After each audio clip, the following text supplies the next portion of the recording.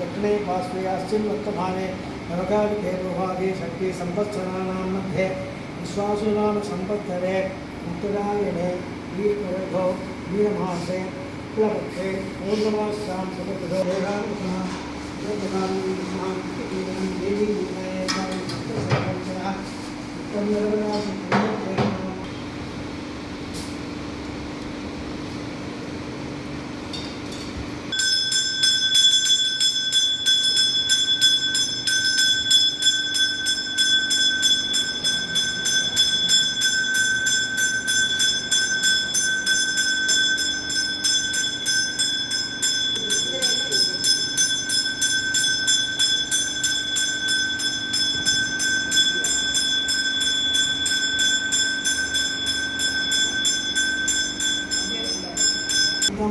அவாவா கோத்திரம் பேரு மொத்த என்ன இது காரி சித்தியாக இருந்தாலும் மனசு நினச்சிக்குவோம் ஒரு நிமிஷம் ஆதவம் பூஜையாமி ஓம் சேஷசாயினே நமः துர்பவம் பூஜையாமி ஓம் காலஸ்வரூபிணே நமः ஜங்கே பூஜையாமி ஓம் விஸ்வரூபாய நமः ஜானனி பூஜையாமி ஓம் ஜகन्नाथाय நமः गुह्यं पूजयामि ओम कमलनाभाय नमः सर्वाण्यङ्गानि पूजयामि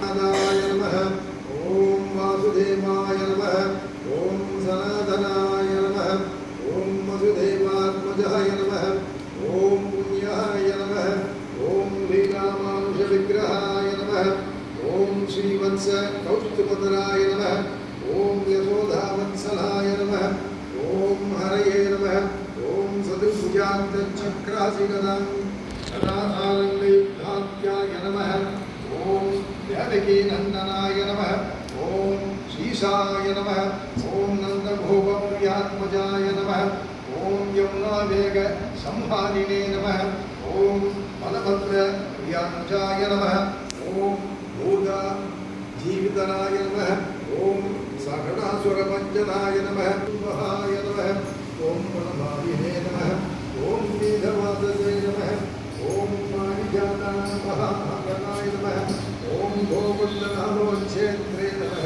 ओम गोपालाय नमः ओम सर्वपालकाय नमः ओम अजाय नमः ओम निरञ्जनाय नमः ओम कामजनकाय नमः ओम गञ्जलोचनाय नमः ओम पशुप्ने नमः ओम मधुरानादाय नमः ओम द्वारकानायकाय नमः ओम वरिणे नमः ओम वृन्दावनचारिणे नमः ओम तुलसीदामभूषणाय नमः ओम स्यमन्दकमतिल्लात्रे नमः ओम परिहिपर्णावदंसाय नमः पार्थसारथि ओम परमात्मिकायै नमः ओम वाचे नमः ओम पद्मालयायै नमः ओम पद्मायै नमः ओम सुधये नमः ओम स्वाहायै नमः ओम सदनामावलितमाप्तम्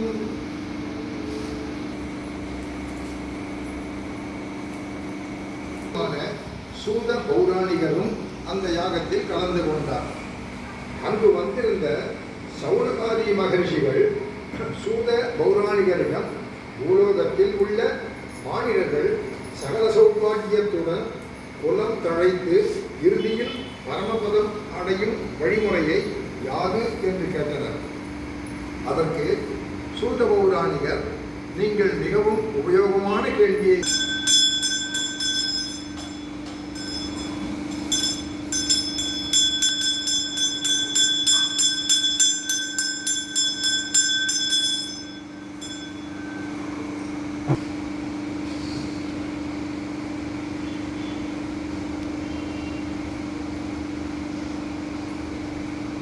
அத்தியாயம். புண்ணிய பூமியான காசி கஷேத்திரத்தில் விப்ரன் என்ற ஒரு அந்தணன் கர்ம பலனால் மிகவும் துன்பமான நிலையில் வாழ்ந்து வந்தான். அவன் அன்றாடம் அலைந்து திரிந்து பிச்சை எடுத்து தன் குடும்பத்தை காப்பாற்றி வந்தான். பகவானிடம் மிகுந்த பக்தி கொண்டிருந்த அவன் ஒரு நாள் பசி தாகத்தால் மிகவும் களைத்தவனாய் அலைந்து கொண்டிருந்தான். பகவான் அவன் மேல் அன்பு கொண்டு இளவன் வடிவத்தில் அவன் முன் தோன்றி ஏன் இப்படி வாடிய முகத்துடன் விடாது செய்து வந்தான். அவன் துன்பங்கள் விலகியது, செல்வந்தனானான். ஒரு நாயகன் திருவிளையாடல்களில் ஒரு கதையை சொல்லப் போவதாக கூறினார்.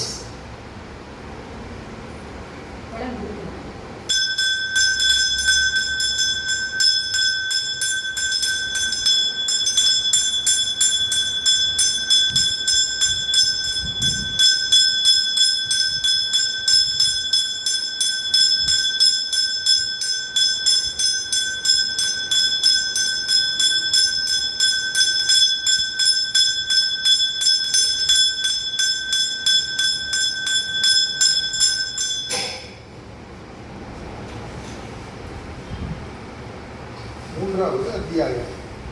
உல்காமுகன் என்ற அரசன் ஒருவன் தன் குடிமக்களுக்கு வேண்டிய அனைத்து தான தர்மங்களையும் செய்து மக்களை வசதியாக வாழ வைத்தான். குடிமக்கள் அனைவரும் மன்னனின் மீது அன்பும் மரியாதையும் வைத்திருந்தனர். நாடு சுபிட்சமாக இருந்தது. ஆனால் மன்னனின் மனைவிக்கோ புத்திர சோகம் ஆட்டி படைத்தது. விரத மகிமையை கேள்விப்பட்டு அந்த விரதத்தை அனுஷ்டித்து சந்தான பிராப்தி பெற்றனர். பொருளை திருடிக் கொண்டு ஓடும் திருடனை காவலர்கள் துரத்தி கொண்டு வந்தார்கள். திருடன் காவலர்களுக்கு பயந்து திருடிய சொத்துக்களை வணிகன் மருமகனுடன் தங்கியிருந்த விடுதியில் அவர்கள் அருகாமையில் விட்டுவிட்டு ஓடிவிட்டான். அங்கு வந்த காவலர்கள் அவர்கள் இருவரையும் சிறை பிடித்தனர். அரசன் அவர்களை சிறையிலிட்டார். வணிகனின் மனைவியும் மகளும் தங்கள் பொருள் அனைத்தையும் இழந்து உண்ண உணவில்லாமல் மிகவும் கஷ்டப்பட்டனர். வீதி வீதியாக அலைந்து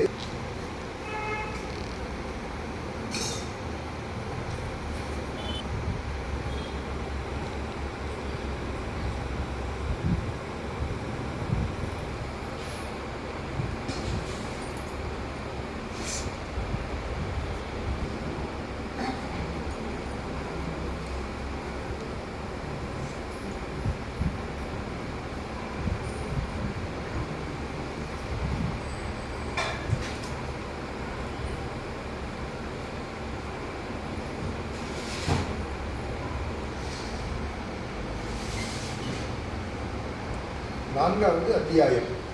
சத்யநாராயணன் பிரம்மச்சாரி வடிவில் அவர்கள் முன் சென்று ஓடத்தில் உள்ளவர்களை என்ன என்று விசாரித்தார். வணிகன் அவரிடம் அவைகள் வெறும் கொடிகளும் இலைகளும் என்று ஏளனமாக சொன்னார். இதை கேட்ட பகவான் அப்படியே ஆகட்டும் என்று சென்றார். தன் ஓடத்தில் அனைத்தும் கொடிகளும் தழைகளுமாக மாறியதை கண்டு வருந்தினான் வணிகன். பிரசாதத்தை உண்ட பிறகு தன் கணவனை காண்பாள் என்று கூறினார். பிறகு அவள் பிரசாதத்தை உண்டு தனது கணவன் தந்தை தாயுடன் வீடு சென்று அனைவரும் பௌர்ணமி தினத்தில் பக்தி ஸ்ரத்தையுடன் சத்யநாராயண பூஜை செய்து செல்வ செழிப்புடன் சந்தோஷமாக வாழ்ந்தனர். இன்னும் சொல்கிறேன் என்று சூரகர் மேலும் தொடர்ந்தார்.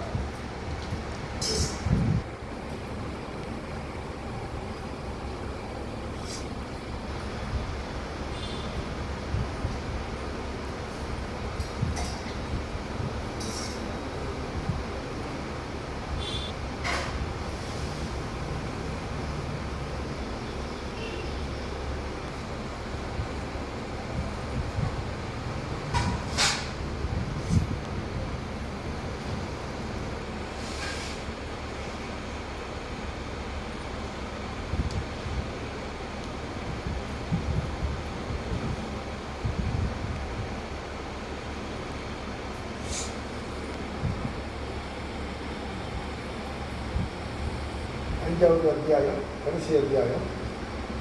துக்னத்வதன் என்ற மன்னன் தன்னை மீறிய சக்தி படைத்தவர் எவருமில்லை என்ற ஒரு கர்வத்துடன் அரசு நடத்தி வந்தான். ஒரு நாள் அவன் கொடிய மிருகங்களை வேட்டையாட வனத்திற்கு சென்றான். பல மிருகங்களை வேட்டையாடிய களைப்பில் ஒரு ஆலமரத்தின் அடிவாரத்தில் தங்கி சற்று ஓய்வெடுத்தான். அங்கு ஆயர்குல பெண்கள் மிகவும் பக்தி சிரத்தையுடன் சத்யநாராயண பூஜை செய்வதைக் கண்டான். பூஜை முடிந்தபின் அவர்கள் முதலில் பிரசாதத்தை ஆலமரத்தடியில் களைப்புடன் அமர்ந்திருந்த அரசனுக்கு அளித்தனர். அரசன் இந்த பிரசாதத்தை அலட்சியப்படுத்தி தனக்கு வேண்டாம் என்றான். பின் நாட்டிற்குள் வந்ததும் அவனுக்கு துயர செய்தி காத்திருந்தது. அவன் பிள்ளைகள் அனைவரும் இறந்து விட்டனர். இதன் விளைவே இது என்று எண்ணி காட்டருகே உள்ள ஆலமரத்திற்கு சென்றான்.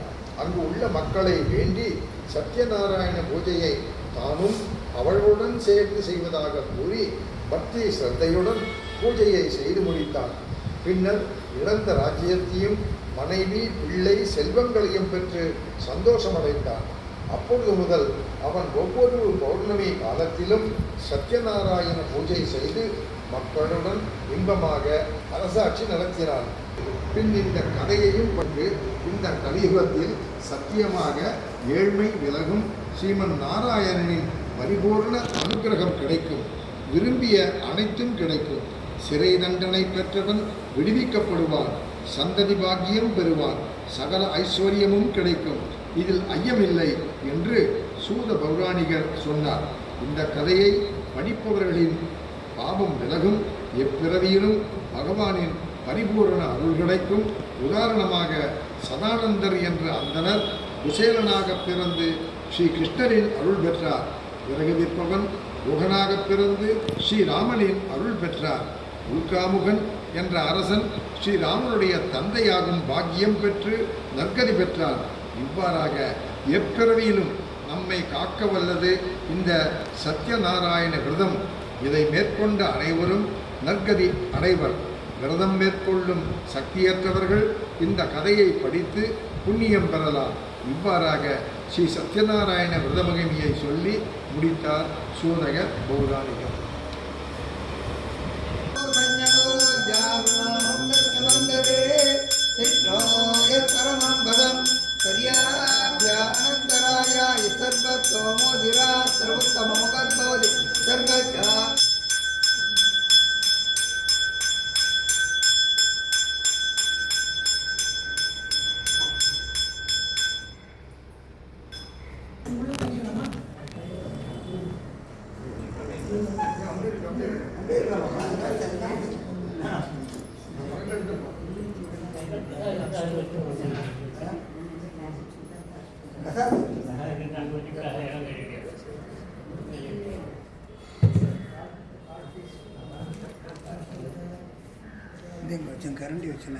கண்ணு கீழே இருக்கா, கீழே கீழே அருமை எல்லாம் எடுத்துட்டாங்களா பாருங்கள்.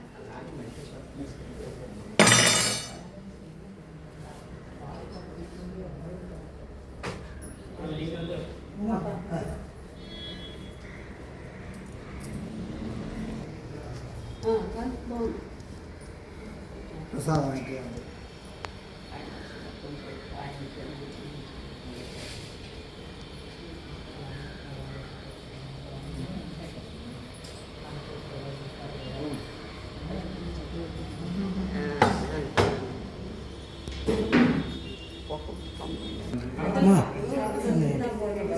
సరే